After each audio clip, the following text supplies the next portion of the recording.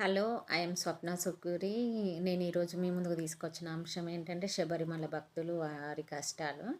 ఆహ్, తెలుగు రాష్ట్రాల నుంచి దాదాపు 80% మంది ప్రతి ఏటా మన కేరళలోని శబరిమల టెంపుల్కి అయ్యప్ప స్వామిని దర్శించుకోనికి వెళ్తున్నారు.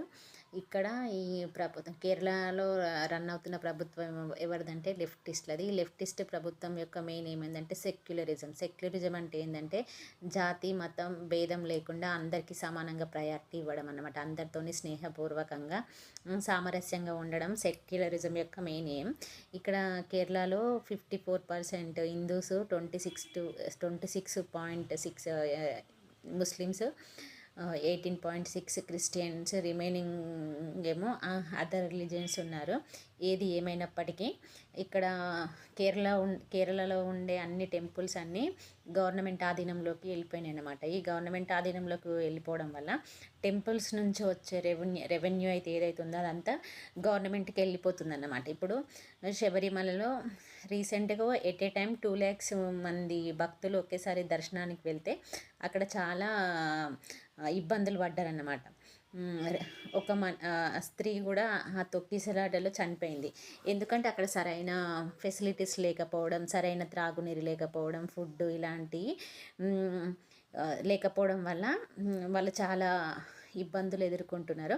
అలాగే కొందరు పోలీసులు వాళ్ళు కూడా భక్తులతోని దురుసుగా ప్రవర్తిస్తున్నారు. ఇప్పుడు ఇక్కడ గవర్నమెంట్ టెంపుల్స్ నుంచి వచ్చే ఫండ్స్ని తీసుకున్నప్పుడు భక్తులకు కూడా అలాంటిది దానికి తగ్గట్టుగా ఫెసిలిటీస్ చేయడంలో విఫలమైందన్నమాట. ఎందుకంటే దాదాపుగా సంవత్సరానికి టెంపుల్ మీద వచ్చే రెవెన్యూ ఎంత అంటే 400 to 500 crores అన్నమాట. సో 500 కోట్ల రెవెన్యూ జనరేట్ అయినప్పుడు ప్రభుత్వం కూడా అంతే మొత్తంలో భక్తులకు సదుపాయాలు కల్పించడంలో శ్రద్ధ వహించాలి. ఇదే కాదు, ఇంకొక విషయం ఏంటంటే శబరిమలలో ఒక స్కామ్ జరిగింది. ద్వారపాలక విగ్రహాలను ప్రతి సంవత్సరం బంగారం పూత మెరుగు పెట్టించడానికి బయటకు పంపిస్తారనమాట. ఇట్లా బయటకు పంపించినప్పుడు అక్కడ ఉండేవాళ్ళు 4.5 kgs బంగారాన్ని స్కామ్ చేశారనమాట. ఇప్పుడు ఇది ఎవరిది బాధ్యత అంటే ఇప్పుడు ఆ స్కామ్ అనేది ప్రభుత్వం వహిస్తుందా, ట్రావెన్కోర్ బోర్డు వహిస్తుందా చెప్పండి. ఇప్పుడు అంటే దేవాలయాల్లో స్కాము, బయట స్కాము, ఏ విషయంలో కూడా స్కామ్. అసలు ఎక్కడున్నాం అసలు?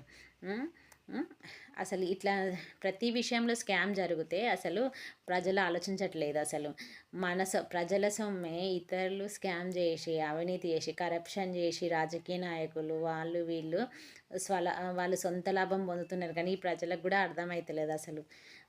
ఎందుకంటే ఇంకెప్పుడు అవేర్నెస్ వస్తుంది ప్రజలకు కూడా. అసలు ప్రజలతో సొమ్ము దోచుకొని ప్రభుత్వాలు నడుస్తున్నాయి, రాజకీయ నాయకులు ఎదుగుతున్నారు, కానీ మరి సామాన్య ప్రజలు ఎక్కడున్నారో అక్కడే ఉంటున్నారు. మీరు కూడా కొంచెం ఆలోచించండి.